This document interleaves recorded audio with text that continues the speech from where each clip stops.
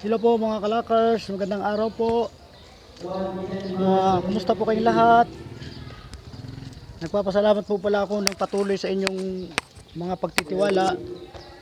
At pasensya na kayo, hindi ako nakakarating sa mga tawag ninyo kasi alam nyo naman dito ako sa probinsya nagpapagaling dahil sa aking nangyari sa aking mild stroke. Pero sa ngayon okay na yung aking kamay, kaya na po niyang maangat.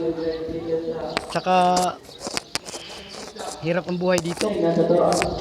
Kaya sana patuloy niyo pa ho kaming tangkilikin at pagtitiwalaan.